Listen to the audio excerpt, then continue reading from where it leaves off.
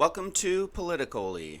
It is August 2nd, 2020. My name is Stuart. My pronouns are he, him, and this is a weekly news and politics talk show from a leftist perspective based in Olympia, Washington, USA, which is occupied Medicine Creek Treaty land.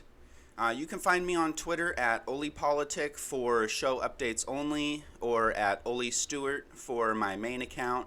And you can email me at politicoly@gmail.com.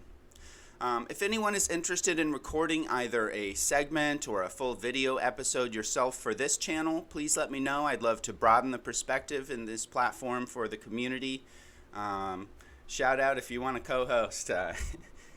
Hit me up and we'll figure something out. So the revolution continues here in Olympia and across the country.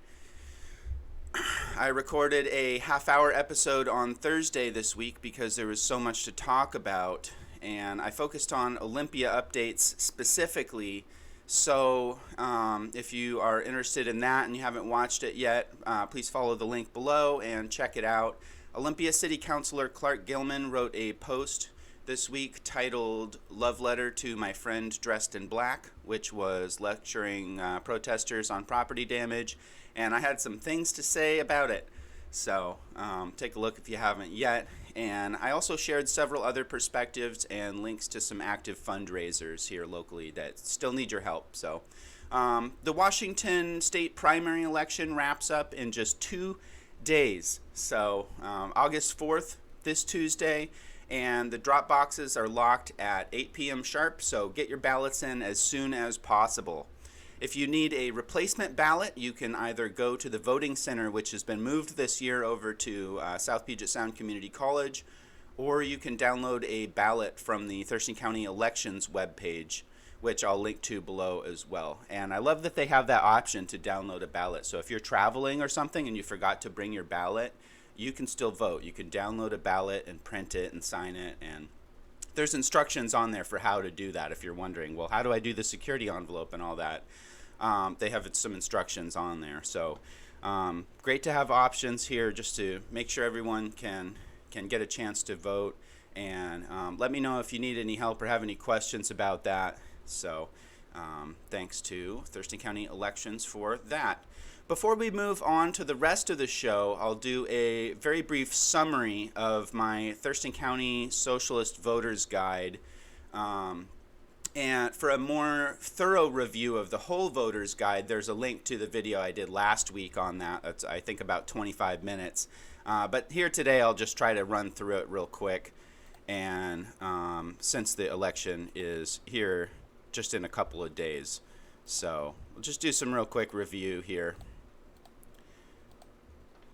In case you are unsure on any of the races. So for governor, I endorse Liz Hallock, running with the Green Party. This is her webpage, newdealwashington.com, and I'll read a brief quote from local Green Party organizer Noah Martin. Quote, "Liz Hallock is well qualified and was way ahead of Inslee on COVID. As a lawyer, she has experience in defending migrant workers and survivors of domestic violence. A bit more moderate than I am. But I met her pre-COVID, and she clearly took some of our suggestions to heart, so I feel I can personally endorse her. Hashtag seize Amazon." And that was a quote from local Green Party organizer Noah Martin. So thanks to Noah. I'm sharing that quote with permission there for the guidance in the governor's race. So moving on, for the lieutenant governor, I support Marco Lias. Apologies if I'm pronouncing your name incorrectly there, Marco, but I don't know enough about him personally to endorse, but I am supporting his campaign. And but Kyle Taylor Lucas, who is a local political leader I respect, does endorse Marco, and Kyle actually says this is the most important race in the state for her at this time. So just some perspective there from a local political leader.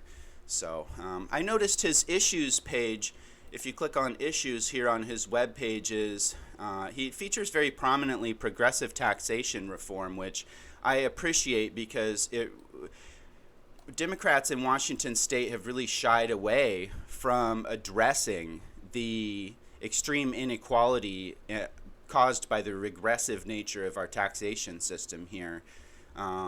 Working class folks are taxed out the rear, and upper class folks are just rolling in the loopholes in Washington state. So I do appreciate a candidate that focuses on that issue. And I'll just tell you right now, I'm 100% positive Denny Heck would not do a dang thing to change it. So props to Marco for highlighting that issue. And let's keep, this is, by the way, Marco's the only Democrat that I'm endorsing here in this segment. So shout out to Marco for achieving that. And we need to make sure we hold him accountable if he's elected. So for U.S. Congress District 10, I endorse Essential Workers Party candidate Joshua Collins. I've spoken about this race at length on this channel already, so today I'll just say go check out his webpage's comprehensive platform section, and I encourage everyone to read through this, and it's got a lot of great ideas in here. So take a look at that at the link below. And then you'll also find my interview with Josh from a few weeks ago linked as well. And you can take a look at that if you haven't already. So for State House, District 22, Position 1, I endorse Socialist Party candidate Johnny Mead, who is also a Green Party member. By the way, I appreciate Johnny's focus on how capitalism is failing our children, particularly hard during this pandemic, and we've got to move quickly to implementing explicitly socialist policies to best protect our kids and our whole community. You'll find my interview with Johnny on the interview playlist mentioned previously, and I also shared his ad here, Mr. Johnny's Neighborhood, on a previous show. So, and that is a nice political ad there. So if you haven't seen that yet, take a look at that. In the Position 2, Washington State House District 22, Position 2, to be clear, I endorse both Glenda Breiler and Mary Ellen Biggerstaff. They're both great candidates, and I give my thoughts as to why in my Socialist Voters Guide video and my interview with Mary Ellen, so check that out if you haven't yet. This is Glenda Breiler's page. You'll find a link below, and this is Mary Ellen's page, which you will also find a link to below, so you can look through their issues, platforms, and endorsements, and get in contact if you like as well. So I love these races where we have multiple good candidates, legitimately good candidates to choose from. That really should be the case in every single race across the state, every time, but it's not. Yeah. Props to the good candidates who are running this time. Thank you for running. So moving on to Thurston County Commission. For District 1, this is another one like I'm just talking about. I endorsed two candidates. I endorsed both Carolina Mejia and Rory Summerson. And same story as the above position. So if you want more information about them, I've talked extensively about both of them on my channel previously, and I have interviews with both of them up as well. So you can take a look at that for more information, as well as take a look at their campaign pages. The Rory interview, unfortunately, the video didn't work for some reason, so it's audio only, but I do have an interview with Rory up. This is his page. And just a quick note, Rory's been volunteering as a volunteer street medic during the Black Lives Matter uprisings here in Olympia. So, he's been trying to do everything he can to be a voice for the people and be on the ground talking to folks and being physically helping in terms of directly, aiding people who need the help. Who are in the thick of the movement. So thank you to Rory for being a volunteer street medic, and just wanted to get that info out there to y'all. So I mentioned interviews that I've done on this channel. If you haven't seen any of them yet, this is the playlist, and there's a link below so you can take a look through the playlist and just make sure you didn't miss any of the PoliticOly interviews with local candidates. I'll just note real quick that this is a new channel. I've only started 4 months ago. I've got a relatively small viewership and so on and reach. So I really appreciate all the candidates taking their time to talk to me this year. And I really just want to increase because there's a bit of a lack of local news and politics coverage from a leftist perspective. And if you look, I get it. I'm another white guy doing a podcast, right? There's about 1 billion of us. But the reason that I'm doing it is because of that gap in local politics from a leftist perspective. If you look at the right wing, they've got 10 billion podcasts from right wingers. They got everything from Como News is super right wing to Fox to a million local people, and they get support. Someone comes on here, and if I wanted to start a channel like this and then just blabber some like alt-right baloney, then some rich people would come and dump money into my Patreon, and that's not a thing on the left. And so anyway, I'm just trying to counteract that a little bit and be a voice for the people here. So but before I move on to the others, I just wanted to mention in Thurston County Superior Court race, I support Sharonda Mamilo, who has the endorsement of the Green Party of South Puget Sound. So those are all the races in Thurston County which have a candidate I support or endorse. The other races do not have adequately leftist or even progressive candidates for me, and I really hope we get more community leaders and working class candidates running for office for every local election going forward. Outside of this county, I've endorsed Jason Call, Rebecca Parson, and Mariana Everson. I don't know enough about Seattle and Tacoma politics right now to share endorsements in those areas, so if you do, please feel free to share your perspective in the comments below. And like I mentioned before, if you want to contribute a segment to the channel where you can talk about some of the local perspectives that I might not be as familiar with coming from Olympia, whether it's Portland, whether it's Southwest Washington, Seattle, Tacoma, Spokane, Yakima Valley, anywhere in the region, please reach out because I'd love to broaden the perspectives on this show. So, and again, check out all the links to everything I talk about in the description below after the video. So, and I'd especially like to highlight, I put a link to Washington Bernie-Crats Coalition's Rhonda Walker, who has recently posted some interviews with local candidates as well. And in particular, I recommend their interview with Glenda Breiler. I wasn't able to fit in an interview with Glenda yet on this show, so my apologies to Glenda for that. And again, I recommend the interview she did with Rhonda Walker, who is the chair of Our Revolution Washington as well, by the way. So let's move on to news. And I just want to start with this Guardian article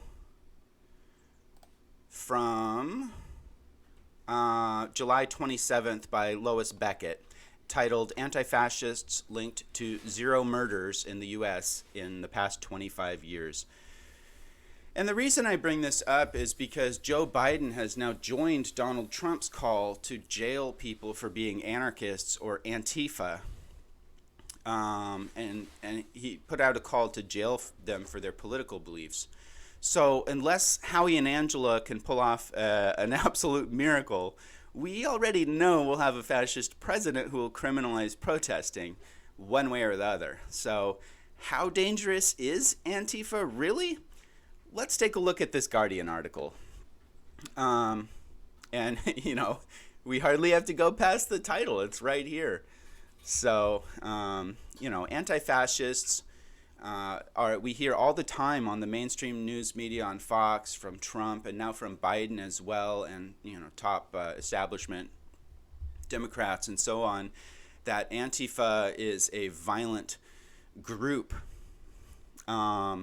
And so let's look at the data. And the data is shows that that political violence in the U.S., there have been zero killings by Antifa or anarchists, political violence motivated. There's been something like 329 at least in politically motivated deaths by the right wing during that time. So just keep that in perspective when they go on and say, we like protests, we like Black Lives Matter, but we hate the violent Antifa. Well, it's just pure baloney. It's pure baloney. It's a boogeyman that they've made up in their head. And, when they say violence like that, they're just talking about like a broken window or a graffiti or something like that. And they're just terrified because they are so used to the thinking in their paradigm where protecting property is actually the role of the government and the police and not protecting people. And the left, we just disagree with them on that. And so let's just keep the facts straight. And if someone posts violent Antifa or whatever, link them some facts. And you can find some at this article I've linked below. Whoops. There we go. So, digging in a little more to that, though, let's take a look at the difference between anarchists and Antifa, because the ruling class can't seem to tell the difference, and they just throw those words around, and they don't necessarily seem to know what they mean. So, Antifa is just short for anti-fascist, and that's a broad group, including some liberals, even progressives, socialists, communists, anarchists, and some others. It has roots in Germany's anti-fascist action group of the 1930s. It has roots in the resistance to Franco in Spain, and many other historical influences. So, if if someone's trying to tell you, and this is why the whole internet has been trolling this whole idea put out by Trump and the others, that Antifa is out to get you, and they're like this well-organized group of super soldiers that are just so dangerous and scary, and it's just completely made up. And Antifa is just people who are against fascism. So it's just, keep that in mind to separate those two, because the politicians love to link those two together. And anti-fascists are not necessarily anarchists, but anarchists are all anti-fascist because that's inherent to the definition of anarchy. So, just to clarify real quick. And for a little bit more information and context about anarchists, let's take a look at this Twitter thread by It's Going Down News. I'll just quote here from a couple of these, but it's a long thread, so you can take a look at the link and read the rest of them for yourself, but I'll quote here.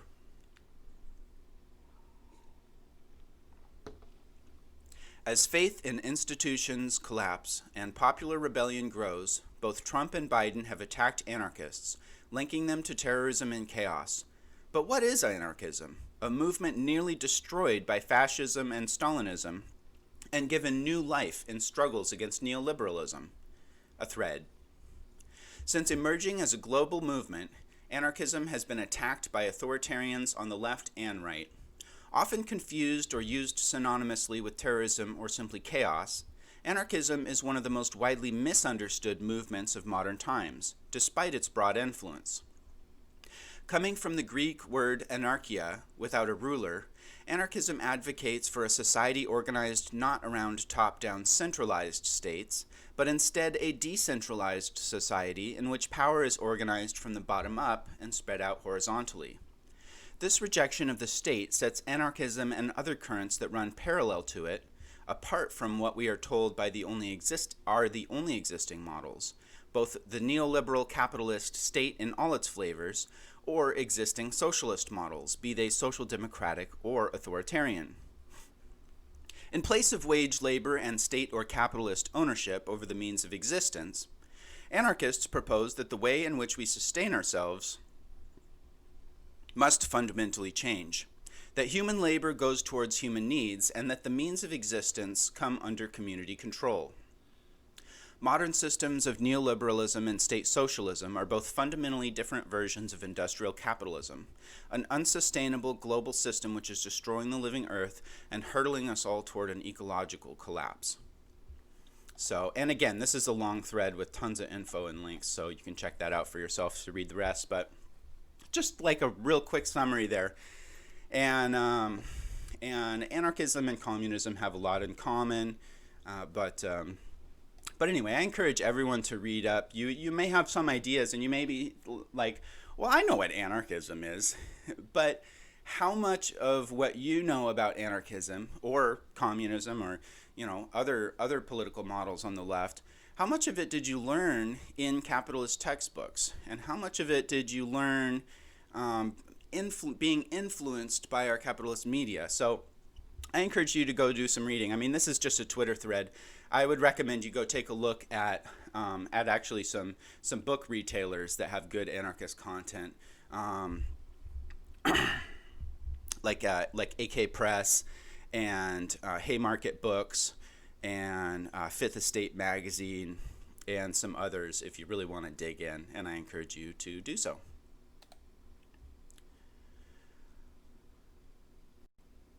And I guess just to finish that thought there, I just want to say that as we can see from both the data on political violence and even the tiniest amount of reading about anarchism and anti-fascism, it becomes clear that it is not the supposed violence of the left that elicits policy, repression, and brutality. It is the ideas.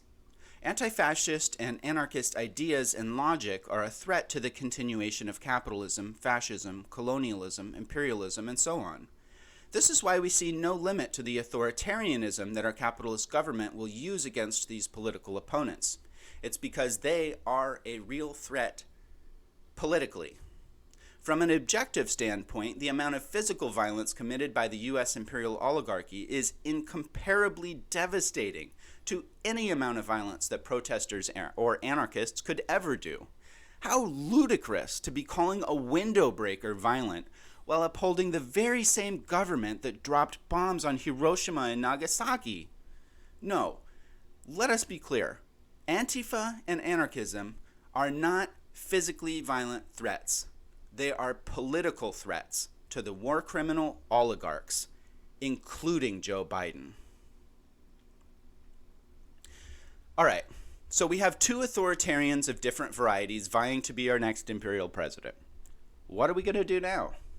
Electoral politics is only going to get us so far while the oligarchs run the election systems. However, with regard to presidential politics, I think the best use of our time and energy is building a leftist coalition party that gets as big and powerful as quickly as possible. When I say leftist, I mean anti-capitalist. Someone who believes we must change both our economic and political systems from the current hierarchical authoritarian systems to democratic and cooperative systems. This is an enormous task ahead of us, but it's not impossible. There are large, deep, and connected leftist organizations and political groups all across this country. We need to find them, join them, invite others, build up all the organizations with accountability to the people, help them win strategically political victories, then we connect them all together into a coalition to rival both capitalist major parties. Right now, Howie, Hawkins, and Angela Walker are the nominees of the Green Party and also the Socialist Party. I endorse their campaign for president and encourage you to learn more about them and get involved. Last week, I talked about the signature gathering effort to help them get on the ballot in Washington, and the latest update is the Green Party of Washington turned over 1,400 signatures, which should be enough to qualify for the ballot.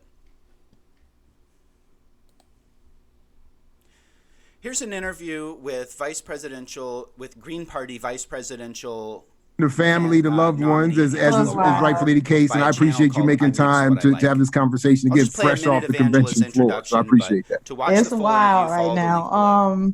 Yes. So, my name's, for folks, new, my name's Angela Walker. I am now the vice presidential nominee for the Green Party. Yes, we are running. We just got jumped up to the big time general election. So, Biden, that individual currently occupying the White House, come with it. We're here for it. And I am originally from Milwaukee, Wisconsin, which is all the folks you just heard me on the phone with. You know, my kid, I am the mother of one. I am a grandmother of 5. I am a truck driver. I live in Florence, South Carolina. I'm queer. I am a socialist. That was the ism. I didn't want to put that label on you. Forgive me. Like I said, I was prepared and I wasn't prepared, and then I was prepared and I wasn't. And I didn't want to. I love to hear you say that. And forgive this interruption, but I just wanted to stop there for a second. I mean, that is, I think, an amazing sort of intro. A mother, a grandmother, a truck driver, a Black woman, a queer socialist, and not just a truck driver in South Carolina. All of that to me sounds quite fascinating in and of itself. Before we even get to anything else, but anyway, please go ahead. Forgive that interruption. Oh, not at all. Next year, it will be 20 years that I have been a commercial driver. I spent 4 years driving for Milwaukee County Transit. I was the legislative director for the Amalgamated Transit Union, Local 998, during the Wisconsin uprising and a little bit past it. I ran for office for the first time at the prompting of my late friend Rick Kissell in Milwaukee against former Sheriff David Clark. And for folks who might not know who that is immediately, you nod like you do. Yep. So yeah, that's the cat with the cowboy hat on Fox News that hates Black people, that guy. And took 20% of the vote from him in that election, which shocked everybody. So, 2015, I was approached by my friend who just transitioned himself, Mimi Soltysik, Emilio Soltysik, about running with the Socialist Party of the USA, which as you know, is also, we have an endorsement from them in this election as well. And so I did, and swore off politics in 2016. Didn't want nothing to do with it. I wasn't organizing. I wasn't doing anything. Moved to South Carolina, started driving a dump truck and said, I'm good. I want to stay here in my little hole, and, where I can plug in, I will, because, I've always been supportive, of course, of the movement for Black lives. A lot of their platform aligns with ours. So, it was always a natural synergy, and they put out a policy document in 2015, 2016 that should be required reading for all of our people. So, folks who haven't checked that out need to. And yeah, I was done, and now I'm not. Let me ask you, another. Now, I'll stop it there, and I just wanted to give you an introduction to that interview, but you can go watch the whole thing yourself. Again, that was Angela Walker being interviewed by Jared Ball from I Mix What I Like, and the link is below. So thank you to Jared for that interview. We learned a lot about Angela there and who she is and where she's coming from. So take a look at that, and it's a great interview, and I have a lot of respect for Angela Walker, so we will return to her in the future episodes and do a deeper dive. But moving on, this is Howie Hawkins' introduction. This is a great one in an article by softpunkmag.com called Patience and Tenacity in the Green Party. Howie Hawkins, the 2020 presidential nominee, ain't lost in the sauce. And this one's from a couple of months ago. It's by Ryan Baseman from May 6th of this year. So it's a couple of months old, but it's a great article. It's really in-depth. And if you want an introduction, maybe you've heard of Howie Hawkins, maybe you haven't, but you want a little bit of an introduction. Who is this person? Why do they deserve my support? Why are they running for president? What are they doing?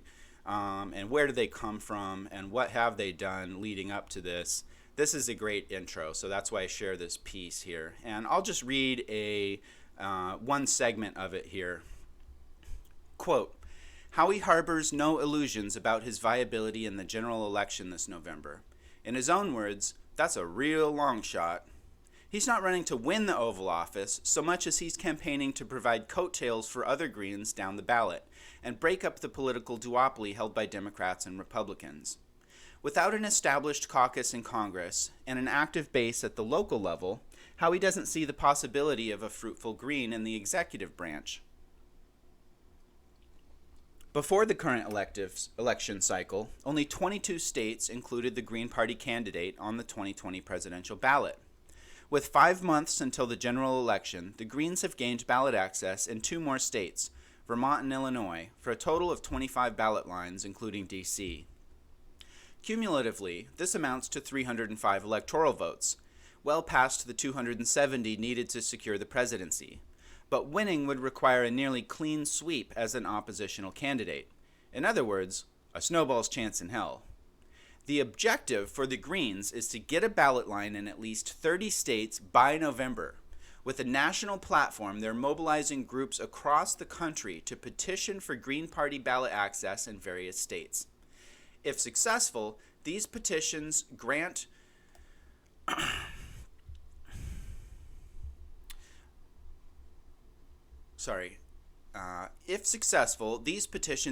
a ballot line to Green candidates running for other offices in that state, bringing their platform further into the national conversation. We may not score a touchdown, Howie said, but we will make a few first downs.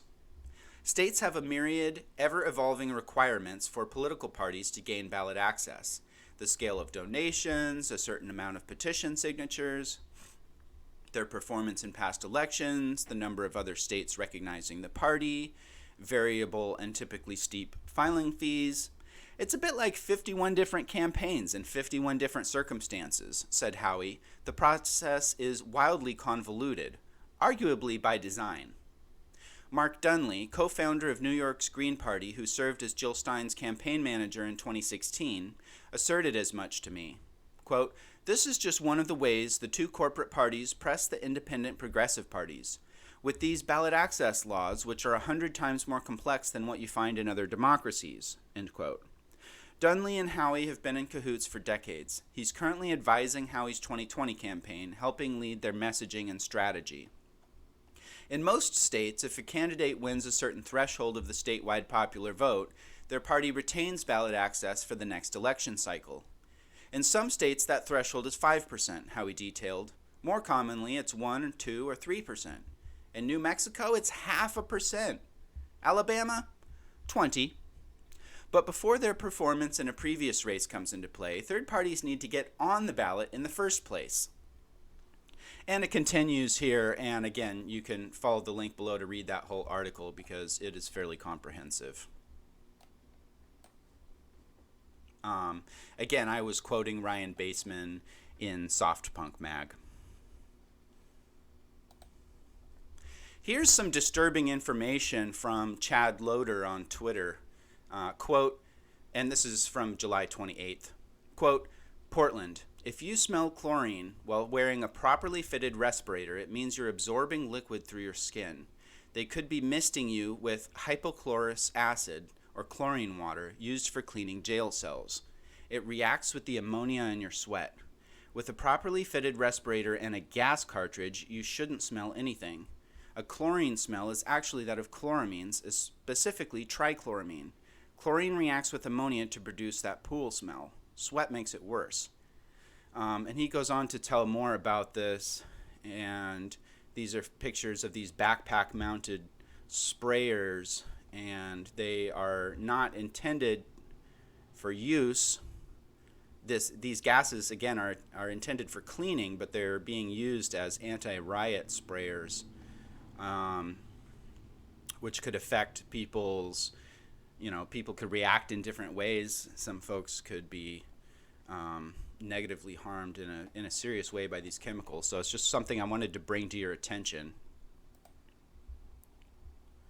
And then also, of course, those chemicals are being used in the jails. And I saw a previous report that they were spraying it in ICE detention facilities without moving the people out to sanitize. They just mist the whole place, including the people. And so, some of these gases that they're using on protesters, they're using in the prisons every day on people. So it's important to keep that in mind. It's not just the people at these protests that are being affected by these chemicals that our government needs to stop using. It's people in the prison system and the immigration detention system as well. There's been recent drama surrounding some organizations which were created as part of the protests in Portland, including Wall of Moms and Riot Ribs.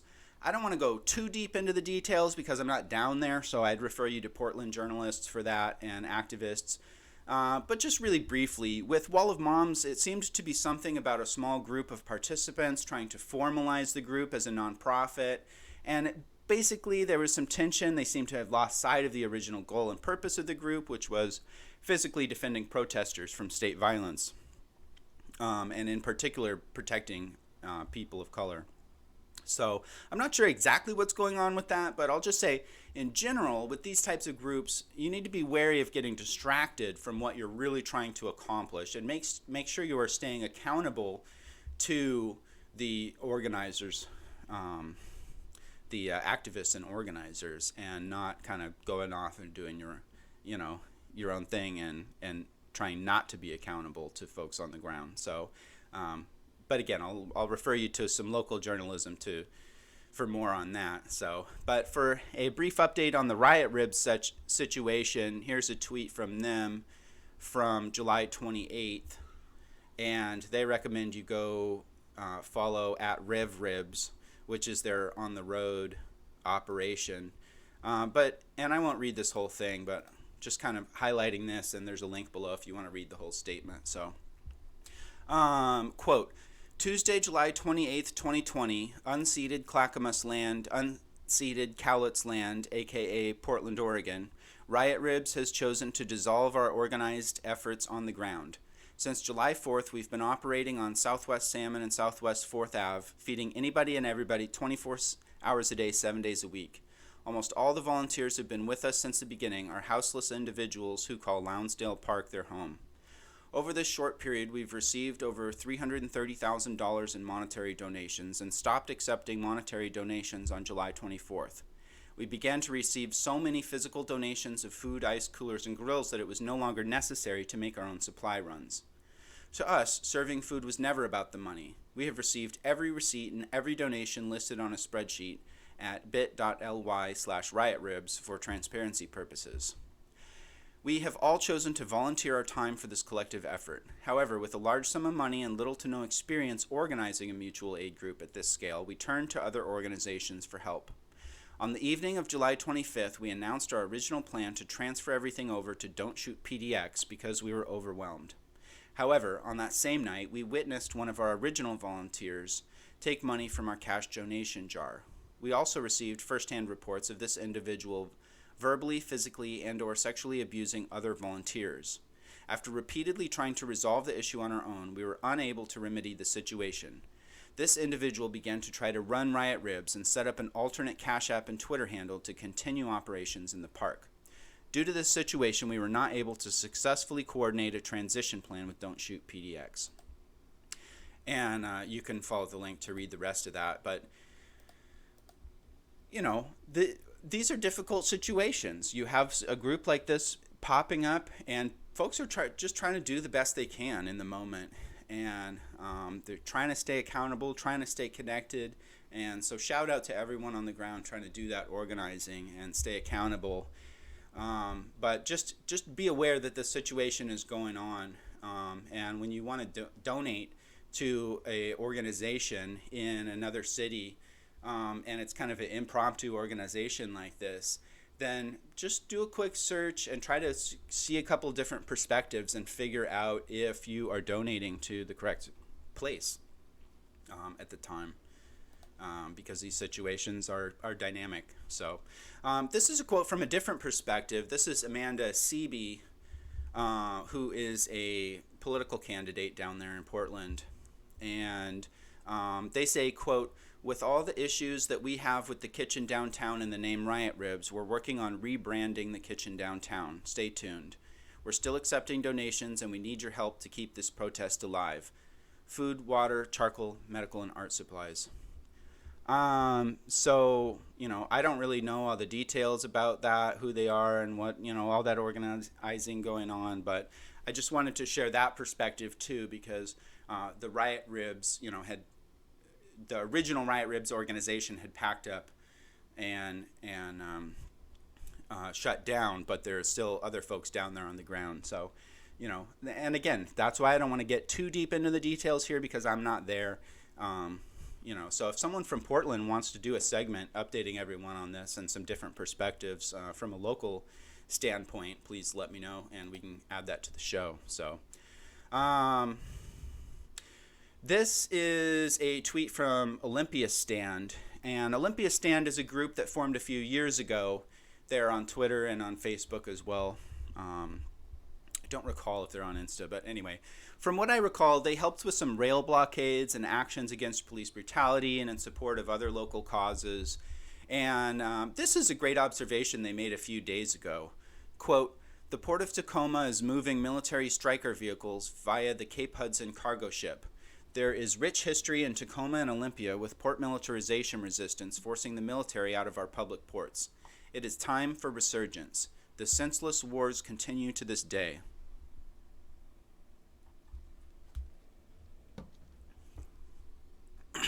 I've talked about port militarization resistance blockade efforts around 2009, and I'll probably talk more about them in the future.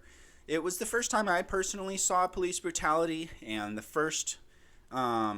full force of the state in support of imperialism right here in Olympia. Just be aware, if you're going to talk about or participate in planning or communicating about this, last time around the government sent spies to infiltrate the local protest organizing groups such as John Towery, and their organizational and spying capacity has increased exponentially since then. So, you know, info security and so on. And just be aware. And please read about that history. Look up John Towery and Olympia Port militarization resistance. So here's an update from Protectors of the Salish Sea from a couple days ago. I will quote, 50 farm workers were on the field when a plane dropped pesticide while they were still working. They have 50 complaints to the mayor and their representative, but no one seems to care. For too long, the farm workers have been taken for granted. We stand in solidarity as we are one people on both sides of the false colonial border. We are organizing a prayer march in Seattle to bring awareness of the injustices the farm workers face in eastern Washington.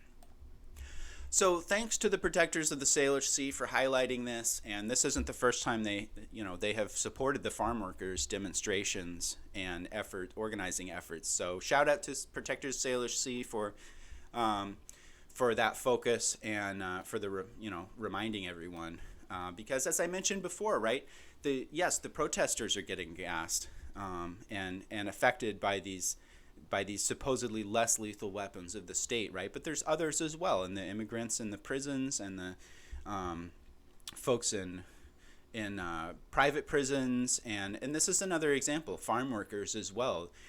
Folks are getting exploited for capitalism, and part of that is chemical exposure and environmental injustice, as it were. So keep the farm workers in mind and support their efforts as you can. And I'll report more on this show going forward.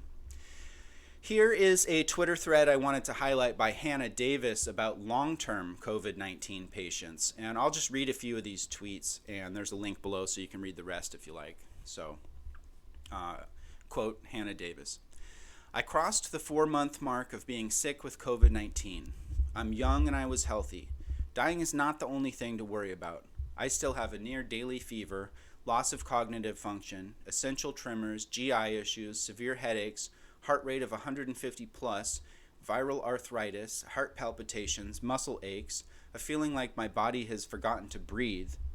Over the past 124 days, I've lost all feeling in my arms and hands, had extreme back, kidney, and rib pain, phantom smells like someone barbecuing bad meat, tinnitus, difficulty understanding text/reading, difficulty following conversations, sensitivity to noise and light, nonstop bruising.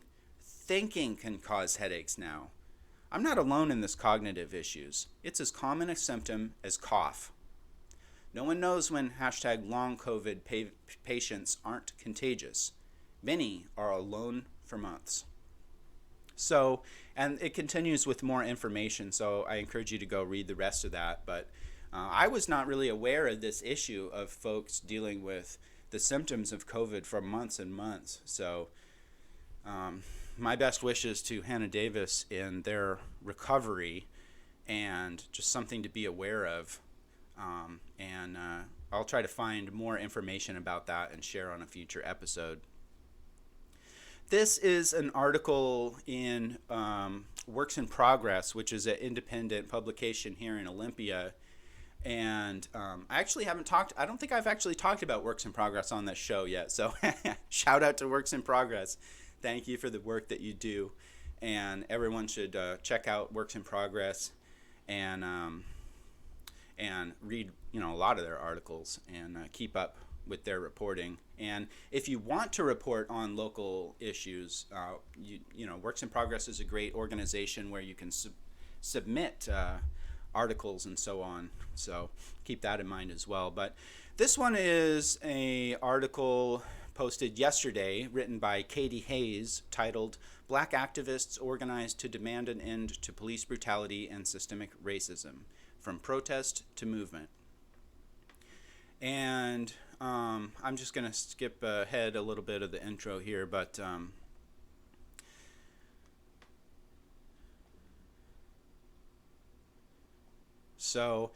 quote, "It's these changes that Brown and others hope to fight for with their new organization, Black Leaders in Action and Solidarity in Thurston County, or BLAST. Brown and other activists formed the organization in June when they reached out to, quote, every black leader, end quote, they knew in Olympia. The purpose of BLAST is to give space for black voices to be heard, lifted up, and elevated to come together and work on the same fight toward justice," Brown said.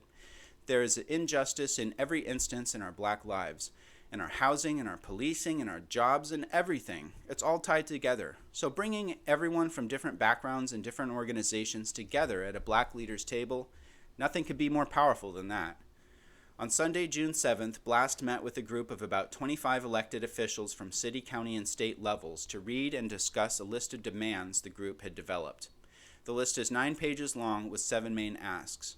There is an outline of how BLAST wants to accomplish each, including calls for multiple Olympia Police Department officers to be fired. And you can follow the link to read the rest of that article. There's a lot of info in there. So thanks to Katie Hayes for putting that together, and make sure you're subscribed to Works in Progress. And as Katie was pointing out there, pay attention to this group BLAST and what they're working on and putting out. And I'll report more on that in the future as well. Moving on to fundraisers and upcoming events. Pardon.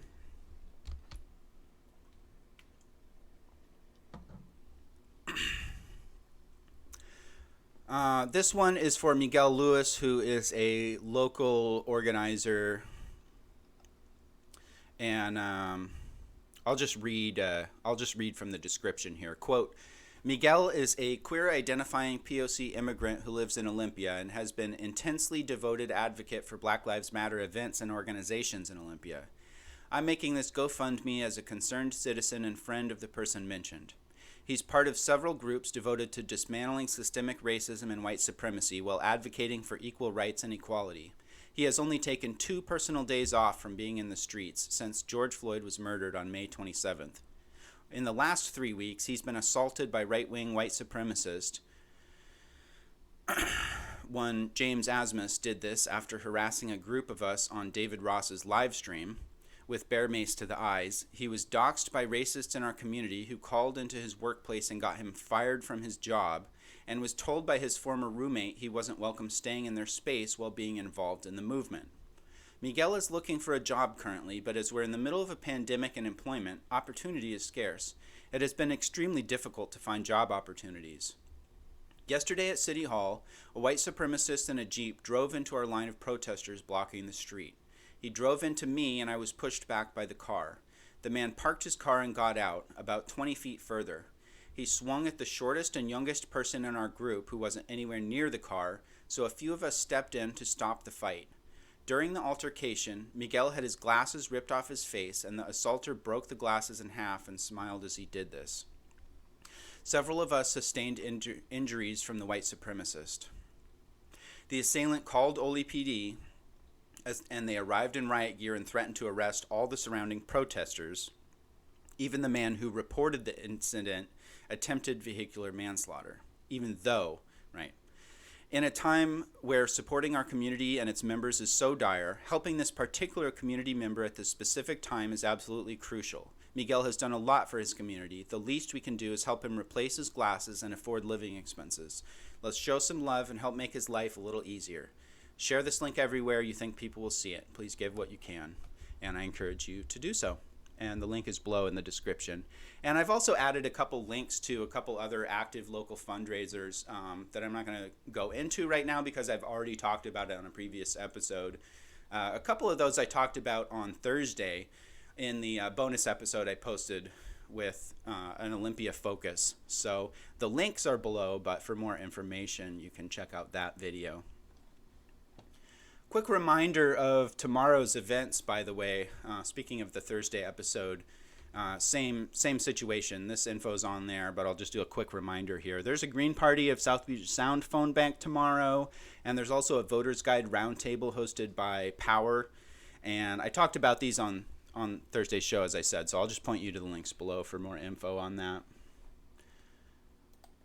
This one is a Wheels for Black Lives Oli event. This is on August 6th at 4:20 p.m. meeting at Heritage Park Fountain downtown. And quote, bring your skateboards, bikes, scooters, motorbikes, mini bikes, unicycles, rollerblades, longboards, penny boards, banana boards, roller skates, Heelys, hoverboards, segways, flying turtles, ripsticks, etc. No one wheels. Anyway, so I thought that was cool. So check that out as well. So let's see, let's just pull up a slideshow for background here. So there's always more tweets, links, news, and all the various crises I could talk about. There's so much. I swear I could do this for 40 hours a week and I would never run out of topics. Okay, I appreciate everyone tuning in and all the feedback and support I get from everybody. So I'm going to leave it at that for this week, though, and continue on moving forward. So if you have something you want me to talk about or highlight next week's show, anything like that, or if you want to record a segment yourself and send it in, I can put it on the channel. Or if you want to link me to your channel, and I can, whatever ideas you have with regard to collaborating, please let me know. You can email me at PoliticOly@gmail.com. So if you'd like to, do your own show or co-host or anything like that, or interview or what have you. So I'd love to hear from you, and I really appreciate you all tuning in. Again, I say this every week, but thank you so much to everyone out on the streets organizing, and to everyone not out on the streets but supporting in your own way. There are so many ways for everyone to participate in the revolution, and so thank you no matter what your role is there. So again, election is in 2 days. It's on Tuesday, so get your ballots in. The drop boxes lock at 8 p.m. on election night, so get those in early. And good luck to all the leftist candidates in the primaries. And I'll review the results in next episode. Keep in mind that it takes some time for results to roll in here in Thurston County. As I just said, the drop boxes are locked at 8 p.m. And that's when the initial results are released as well. So those initial results are ballots that were already in days prior and already counted. So all the ballots that get turned in on election day, are going to be processed over the following days, and the ones that come in the mail too, because they just need to be postmarked. In Washington State, the rule is they just need to be postmarked by election day. So those will keep rolling in. So keep the initial results with a grain of salt. And I know that's so hard. We want the instant gratification, but have some patience there. And tweet me your hot takes on the primary at Oli Stewart or at Oli Politic. If you got a hot take on the primary, tweet it at me or email me or whatever, and I can read it on the show. So thank you. Love and peace to you all. I will see you next week. Turn in your ballots.